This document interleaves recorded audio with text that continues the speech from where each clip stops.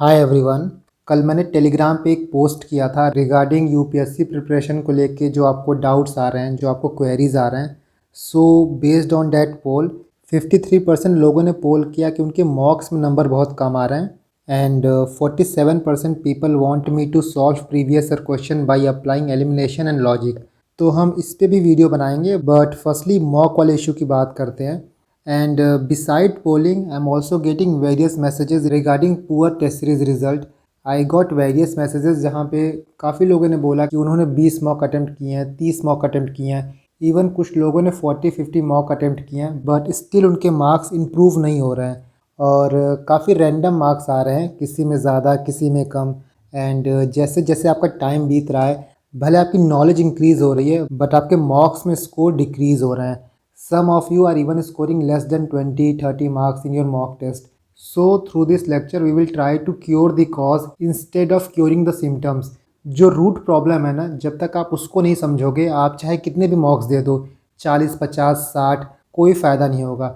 आप एक बार fundamental problem समझ जाओगे, उसके बाद आप 12 या 15 मॉक्स भी दोगे तो वो भी सफिशियंट है। But first of all you have to understand कि प्रॉब्लम कहाँ पे आ रही है। इतना पढ़ने के बाद, इतना प्रैक्टिस करने के बाद, इवन काफ़ी लोगों का हो सकता है ये सेकंड या थर्ड अटैम्प्ट हो, तो इतना अटैम्प्ट आप दे चुके हो और पेपर को अच्छे से समझ चुके हो, बट स्टिल आपके मार्क्स इंप्रूव क्यों नहीं हो रहे हैं। We will try to practically analyse that and after that उसके सॉल्यूशन की भी बात करेंगे कि आप कैसे अपने मार्क्स में मार्क इंप्रूव कर सकते हो। नाउ टेस्ट सीरीज़ को लेके सबसे पहले कुछ चीज़ें आप क्लियर रखो। टेस्ट सीरीज़ के नेचर को लेके आपको कुछ चीज़ें पता होनी चाहिए।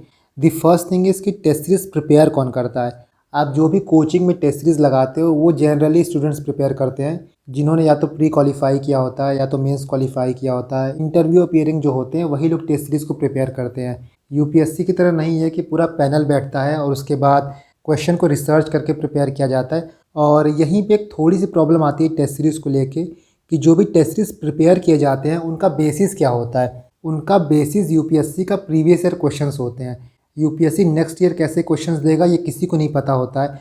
तो जो भी टेस्ट सीरीज प्रिपेयर होते हैं वो बेस्ड ऑन यूपीएससी ने पहले कैसा क्वेश्चन पूछा है। Let me state you an example. I remember कि 2018 में यूपीएससी ने एक क्वेश्चन पूछा था कि दिल्ली के लॉन्गिट्यूडनल पोजीशन पे कौन सी इंडियन सिटी ऐसी है जो सबसे क्लोजेस्ट है। और this is a very different type of question जो यूपीएससी में पहली बार पूछा गया था। एंड इसके बाद मैंने काफ़ी कोचिंग के टेस्ट सीरीज़ में ऐसे क्वेश्चंस देखे थे। तो टेस्ट सीरीज़ में जो भी क्वेश्चन पूछे जाते हैं वो यूपीएससी के पीवाईक्यू को रेप्लिकेट करते हैं, इमिटेट करते हैं। The reason why am telling you this because जो भी यूपीएससी में क्वेश्चन आएगा आप कभी भी ये सोच के नहीं जाओगे कि जो मैंने टेस्ट सीरीज़ लगाया है सेम टू सेम क्वेश्चन आपको यूपीएससी में मिलेगा। इवन टेस्ट सीरीज़ के जो क्वेश्चन होते हैं वो कंपैरेटिवली हार्ड होते हैं एज़ कम्पेयर टू यूपीएससी का पेपर। मैं काफ़ी लोगों को जानता हूँ जिनका टेस्ट सीरीज़ में 70, 80, 90 मार्क्स आता है, बट यूपीएससी के पेपर में वो 10 या 20 मार्क एक्स्ट्रा ही स्कोर करते हैं। तो कभी भी जो मार्क्स आपके टेस्ट सीरीज़ में आ रहे हैं उससे अपने यूपीएससी के मार्क्स को कोरिलेट मत करना। बट यहाँ भी एक कंडीशन है कि ऐसा नहीं कि आपका टेस्ट सीरीज़ में बहुत ख़राब मार्क्स आ रहा है, आप 20 या 30 स्कोर कर रहे हो और जाके यूपीएससी में आप 120, 130 स्कोर करोगे। ऐसा नहीं होगा। 10, 12, 15 मार्क्स का डिफरेंस आता है। अगर आप टेस्ट सीरीज़ में बहुत बुरा स्कोर कर रहे हो तो हो सकता है यूपीएससी में थोड़ा अच्छा स्कोर करो, बट इतना अच्छा स्कोर नहीं कर पाओगे कि आपका कट ऑफ क्लियर हो जाए। So moral of the story ये है कि टेस्ट सीरीज़ के मार्क्स को बहुत सीरियस नहीं लेना है, एटलीस्ट अभी के स्टेज पे, बट उतना नेगलेक्ट भी नहीं करना है। आपके मार्क्स कम आ रहे हैं तो यू हैव टू ट्राई कि जो नेक्स्ट पेपर दूँ मैं उसमें इससे अच्छा स्कोर आए। इसके बाद जो मोस्ट इंपॉर्टेंट पॉइंट है वो टेस्ट सीरीज़ का ऑब्जेक्टिव होता है। देखो टेस्ट सीरीज़ आप कितना लगाओगे कोई हार्ड एंड फास्ट रूल नहीं है। कुछ लोग ऐसे होते हैं जो 70-80 टेस्ट लगाते हैं और कुछ लोग ऐसे भी होते हैं जो बस 20 या 30 टेस्ट लगाते हैं एंड दोनों का क्लियर होता है। तो कोई डायरेक्ट कोरिलेशन नहीं है कि आप इतना टेस्ट लगाओगे तभी आपका एग्ज़ाम क्लियर होगा। जो सबसे मेन और इम्पॉर्टेंट ऑब्जेक्टिव होता है टेस्ट सीरीज अटेम्प्ट करने का वो होता है कि आप प्री का माइंडसेट डेवलप कर लो। आप टाइम मैनेज करना सीख जाओ, आप एलिमिनेशन करना सीख जाओ। आपके प्रिपरेशन में जो गैप है, जो लूप होल है वो आपको पता चले ताकि आप उस पर काम कर पाओ। जितना भी आप टेस्ट सीरीज़ अटेम्प्ट करते हो, इवन टेस्ट सीरीज़ का हर एक क्वेश्चन आपको अपॉर्चुनिटी देता है कि आप अपने प्रिपरेशन लेवल को जान सको। ये सब तो ठीक है, बट जो सबसे बड़ी प्रॉब्लम है वो है लो स्कोर की प्रॉब्लम। एंड इसकी वजह से कुछ मेन प्रॉब्लम है जो अराइज होती हैं। सबसे पहला है कि मोटिवेशन, आपका मोटिवेशन कम हो जाता है, आपका कॉन्फिडेंस कम हो जाता है। And when we talk about confidence तो प्री में कॉन्फिडेंस का बहुत ही क्रूशियल रोल होता है आपने कई बार सुना होगा कि एग्ज़ाम से पहले 1 हफ़्ता 2 हफ़्ता पहले आप कोई भी टेस्ट सीरीज़ मत लगाओ, क्योंकि वहाँ मार्क्स आपके कम आएँगे, आपका मोटिवेशन लेवल कम होगा, आप कॉन्फिडेंस लूज़ करोगे और अल्टीमेटली ये सारी चीज़ें आपके प्री के परफॉर्मेंस में रिफ्लेक्ट करेंगी। तो low score breaks your motivation, breaks your confidence and इसी की वजह से काफ़ी लोग टेस्ट सीरीज़ नहीं लगाते हैं। वो आपने एक फेमस सेइंग सुना होगा कि इग्नोरेंस इज़ अ ब्लिस। न टेस्ट सीरीज़ लगाना है, न कम मार्क्स आना है और उसके बाद एक फ़ॉल्स सेंस ऑफ सिक्योरिटी आ जाती है। तो इस माइंडसेट से आपको निकलना है, क्योंकि टेस्ट सीरीज़ बहुत इंपॉर्टेंट है as far as pre is concern. I am sure कि आपने सुना होगा कि the more you sweat in practice the less you bleed in battle. तो सेम चीज़ आपको रेप्लिकेट करनी है। जितनी भी गलतियां हों, जितनी भी मिस्टेक हो, आप सब कुछ टेस्ट सीरीज़ में कर दो, ताकि जब आप प्री का एग्ज़ाम देने जाओ तो वो गलतियां रिपीट ना करो जो कि टेस्ट सीरीज़ में आपने की है। Now the billion dollar question is कि सॉल्यूशन क्या है, मार्क्स इंक्रीज़ कैसे किया जाए। इसका वन एंड ओनली सॉल्यूशन है टेस्ट पेपर एनालिसिस। जो भी आप टेस्ट दो, जितने भी आप टेस्ट दो, उसको आपको 360 डिग्री एनालाइज करना होगा, ईस्ट वेस्ट नॉर्थ साउथ। आपने कोई क्वेश्चन करेक्ट किया तो क्यों किया, आपने कोई क्वेश्चन इनकरेक्ट किया तो क्यों किया, आपको ये सारी चीज़ें पता होनी चाहिए। और 2 आवर्स का टेस्ट देने के बाद सबसे important and crucial period start होता है, that is test paper analysis. काफ़ी लोग क्या करते हैं ना कि टेस्ट देते हैं और टेस्ट देने के बाद एग्जॉस्ट हो जाते हैं। सो जो एनालिसिस का पार्ट होता है उसको पोस्टपोन कर देते हैं कि थोड़ी देर बाद करेंगे, अगले दिन करेंगे। बट ये आपको नहीं करना है। मेन पॉइंट ही यही है कि जब आप टेस्ट लगा रहे थे तो आपका माइंडसेट क्या था, आपने किसी पर्टिकुलर क्वेश्चन को कैसे अप्रोच किया है। आप टेस्ट पेपर एनालिसिस डिले करोगे 1-2 दिन तो फिर वो माइंडसेट नहीं रहेगा, वो थॉट प्रोसेस नहीं रहेगा आपके पास जो आपने पेपर लगाते वक्त यूज़ किया था। डैट इज़ द रीज़न कि आप मॉक लगाने के बाद तुरंत एनालाइज करो, उसको पोस्टपोन मत करो। देखो, मॉक में मार्क्स कम ज़्यादा आते हैं वो अलग बात है, बट अगर किसी का मार्क्स 20 या 25 आ रहा है, यहाँ 20-25 मार्क्स की बात की जा रही है, करेक्ट की बात नहीं की जा रही है, 20-25 मार्क्स आ रहा है आपका 200 में से, तो डैट मीन कि आपका स्टैटिक पोर्शन बहुत वीक है। और यहाँ पे कोई रॉकेट साइंस नहीं चाहिए समझने के लिए कि आपका मार्क्स कम क्यों आ रहा है। तो सबसे पहले कुछ भी करने से पहले the most important thing is कि जो स्टैटिक रिसोर्सेज है, जो स्टैटिक सिलेबस है, उसको आप अच्छे से प्रिपेयर कर लो। सेकेंड पॉइंट इज़, बहुत लोग टेस्ट सीरीज सिर्फ ऐसे दे देते हैं। आप कोई भी टेस्ट सीरीज अटैम्प्ट कर रहे हो, प्लीज़ मेक श्योर कि आप उसको ऐसे अटैम्प्ट कर रहे हो जैसा आप यूपीएससी का पेपर अटैम्प्ट करोगे। आप चीज़ें रिवाइज़ करके अटैम्प्ट करो। जब तक आप रिवाइज़ करके पेपर को नहीं दोगे तब तक आप अपनी एक्चुअल पोजीशन को जज नहीं कर पाओगे। कुछ चेक बॉक्सेस होते हैं जो आपको टिक करना है मॉक देने से पहले। द फर्स्ट वन इज़ आपने चीज़ें रिवाइज़ की हैं। द सेकेंड पॉइंट इज़, अगर आप घर में पेपर दे रहे हो तो आपको 2 आवर्स स्पेसिफिकली पेपर को डेडिकेट करना है। उस टाइम पे आप फ़ोन या सोशल मीडिया यूज़ मत करो। And the third point is कि आपको हर टेस्ट पेपर को ऐसे ही अप्रोच करना है जैसे आप यूपीएससी का प्री दे रहे हो। कोई भी लैक्स एटीट्यूड, कोई भी फॉर ग्रांटेड एटीट्यूड नहीं चलेगा। Now how to analyse the paper, you can see here, जो मैं टेस्ट सीरीज़ देता था उसका पूरा एनालिसिस मैंने एक्सेल शीट पे किया था। और जब भी आप अपने टेस्ट सीरीज़ का, अपने टेस्ट परफॉर्मेंस का एम्पेरिकल एनालिसिस करोगे, आपको बहुत अच्छे समझ में आएगा कि आपका वीक एरिया क्या है, आपका स्ट्रॉन्ग एरिया क्या है, कहाँ पे आप वर्क करो कि आपका मार्क्स इंक्रीज़ हो जाए। First round, second round, third round कैसे अप्लाई किया जाता है, आप फर्स्ट राउंड में कितने क्वेश्चन अटैम्प्ट कर पा रहे हो, सेकेंड में कितने अटैम्प्ट कर पा रहे हो, कितने क्वेश्चन में आप रिस्क ले पा रहे हो। क्योंकि let me show you one thing, कुछ क्वेश्चन ऐसे होते हैं जो हम लॉजिकल गैसिंग से या फिर एलिमिनेशन से करते हैं। एंड जब आप ये एक्सरसाइज करोगे you will get to know कि आपका कितना सही हो रहा है। For example you can see कि जितने भी क्वेश्चन थे जो मैं लॉजिकल गैसिंग से सॉल्व करता हूँ उनमें जनरली मेरे सही होते हैं। यहाँ पे मैंने 7 किया तो 3 ही गलत हुए, 9 किया तो 2 गलत हुए, यहाँ पे 10 के 10 सही हो गए थे, यहाँ पे 13 किया तो 2 गलत हुए, उसी तरह यहाँ पे 12 किया तो 1 गलत हुए। तो इससे मुझे एक बेसिक आइडिया हो गया कि पेपर में एलिमिनेशन या फिर लॉजिकल गैसिंग का जो पार्ट है वो मेरा स्ट्रॉन्ग है, वो मैं अप्लाई कर सकता हूँ। उसी तरह आप यहाँ पे देखो, पेपर को 3 पार्ट में अटैम्प्ट किया जाता है, first round, second round, third round.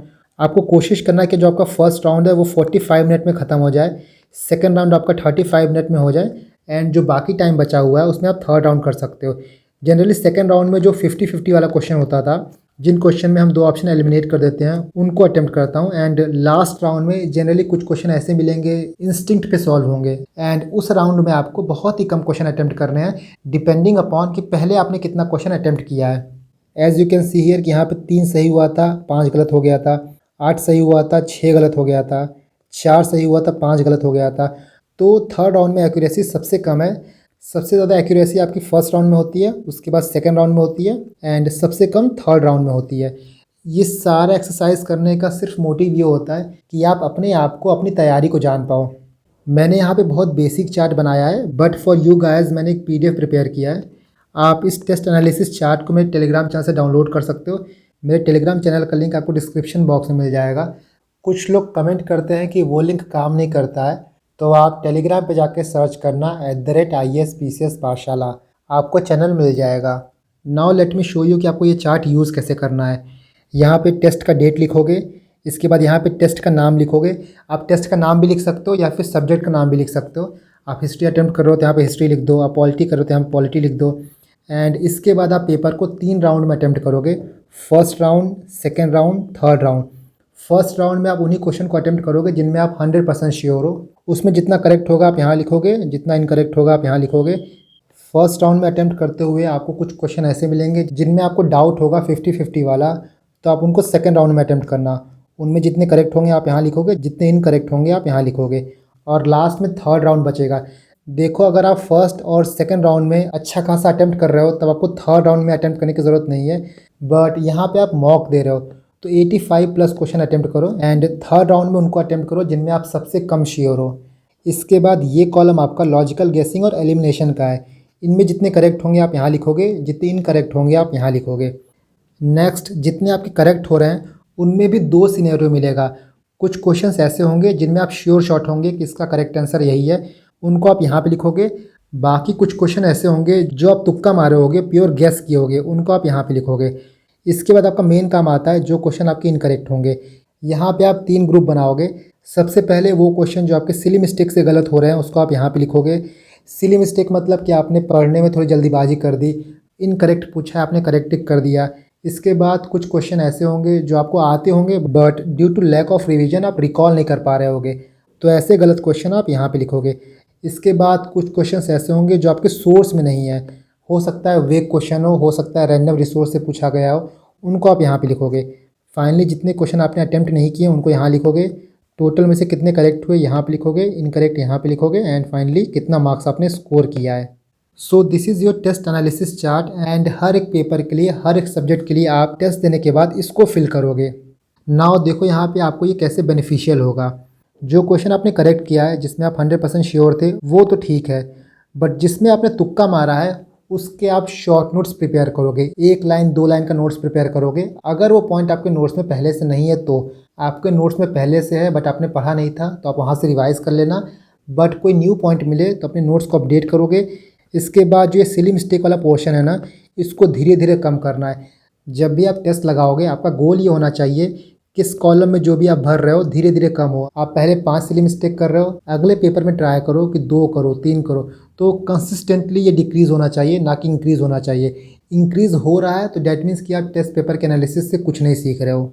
जो क्वेश्चन आप लैक ऑफ रिवीजन से गलत कर रहे हो उनको भी धीरे धीरे कम करना है। इसके बाद जो भी क्वेश्चन आप नॉलेज डेफिसिट से गलत कर रहे हो या फिर जो आपके रिसोर्सेज में नहीं है उनके लिए आप एक सेपरेट नोटबुक बनाओ और जो भी इंपॉर्टेंट पॉइंट्स है उसमें नोट डाउन करते जाओ। ट्रस्ट मी, अगर आप डिसिप्लिन वे में इस एक्सरसाइज को सिर्फ 10 टेस्ट पेपर के लिए भी सॉल्व कर दोगे ना तो आप 11th में अपना मार्क्स इंप्रूव देखोगे। ये कोई बहुत कॉम्प्लेक्स चीज़ नहीं है, सिंपली एक ग्रोथ चार्ट है। आपका ग्रोथ कैसे हो रहा है, आपका प्रोग्रेस कैसे हो रहा है, सिर्फ ये ट्रैक करता है, क्योंकि अल्टीमेटली यही इंपॉर्टेंट है। जो भी छोटी छोटी मिस्टेक्स आप कर रहे हो उनको ही रेक्टिफाई करना है। बट द कंडीशन इज़ कि सिर्फ आपको लिखना नहीं है, कॉलम को फिल नहीं करना है। जो चीज़ें आप फिल कर रहे हो उससे सीखो।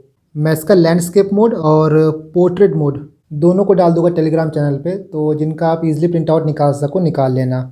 यहाँ पे जो ये कॉलम है जहाँ आपको नोट्स प्रिपेयर करना है, काफ़ी लोग ये बोलते हैं कि टेस्ट सीरीज़ के नोट्स कैसे प्रिपेयर करें, बहुत बल्कि दिया रहता है। तो उसके लिए let me give you one example. आपको हर चीज़ें लिखनी नहीं होती हैं। फॉर एग्जांपल, विजन की टेस्ट सीरीज़ का ये क्वेश्चन है, with reference to Asian infra investment bank consider the following statement. यहाँ पे 3 स्टेटमेंट दिया गया है। तो देखो, जो AIIB है ना वो एक स्टैटिक पार्ट है और इसके बारे में आपके पास कंटेंट पहले से होना चाहिए। बाई चांस आपके पास कंटेंट नहीं है, इन दैट केस आपको क्या नोट्स प्रिपेयर करने हैं। ये एक्सप्लेनेशन दिया है, आप पूरे एक्सप्लेनेशन को पढ़ोगे तो जो चीज़ें अंडरलाइन की गई हैं वही इंपॉर्टेंट है और उन्हीं में से क्वेश्चन UPSC पूछता है। For example, they focused on developing Asia but with member from all over the world. AIIB founded in 2016 with capital size of $100 billion. It constitutes 79% global population and 65% global GDP. Headquartered in Beijing, China. China largest shareholder, उसके बाद India and third one is Russia. Bank and lend member to beyond Russia. So only these information you are supposed to know. इसके बाद जो कहानी लिखी गई है ना वो आपके किसी काम का नहीं है. Let me give you one more example. यहाँ पे NDRF के बारे में लिखा है. Consider the following statement. यहाँ भी दो स्टेटमेंट दिया गया है. Function under ministry of earth sciences, constituted under disaster management act 2005. इसके एक्सप्लेनेशन को आप पढ़ोगे तो आधा एक्सप्लेनेशन जोशीमठ के बारे में ही दिया गया है और जो भी चीज़ें यहाँ पे दी गई हैं वो एग्ज़ाम में नहीं पूछी जाती हैं. बहुत ज़्यादा जानना है तो इतना जान लो कि जोशीमठ जो है वो उत्तराखंड चमोली डिस्ट्रिक्ट में आता है. इसके बाद जो चीज़ें दी गई हैं वो प्योरली यूज़लेस हैं. NDMA SDMA disaster management act 2005 के थ्रू बनाया गया था. NDMA headed by PM and SDMA by respective CM. और इसके बाद एक लाइन आप ये लिख सकते हो, the first major test of disaster for NDRF was Kosi flood in 2008. It function under ministry of home affairs. ये एग्जाम में पूछता है. NDRF consist of battalion from BSF, CISF, CRPF, ITBP. आप UPSC का PYQ देखोगे तो बहुत ईजिली समझ जाओगे कि UPSC कोई भी क्वेश्चन बनाता है तो कैसे स्टेटमेंट डालता है. फॉर एग्जाम्पल यहाँ पे देखो एक स्कीम है, ये zero defect and zero effect scheme. इसका जो एक्सप्लेनेशन दिया गया है दुनिया भर का यहाँ पे आप देख सकते हो. स्कीम में जो चीज़ें इंपॉर्टेंट है, सबसे पहले स्कीम किसके अंदर आती है तो MSME के अंदर आती है. स्कीम का ऑब्जेक्टिव क्या है तो zero defect means zero waste in all aspect and zero effect means zero effect on environment. इसके बाद कौन सी बॉडी इंप्लीमेंट करती है, so quality council of India act as national monitoring and implementation unit. यहाँ पे देखो QCI के बारे में दिया गया है बट QCI के बारे में इन्फॉर्मेशन बहुत ज़्यादा दी नहीं गई है. अगर आपने PYQ पढ़ा होगा तब आपको पता होगा कि प्रीवियसली UPSC ने QCI के बारे में पूछा है. इसीलिए अपने नोट्स में बेसिक इन्फॉर्मेशन लिख लो. लाइक नॉन प्रॉफिट ऑर्गेनाइजेशन है. नोडल मिनिस्ट्री क्या है तो DIPP under ministry of commerce. It has representative from industry, government, consumers. Chairman of QCI appointed by PM on industry recommendation. तो दुनिया भर की चीज़ें आपको नोट्स में नहीं लिखनी है.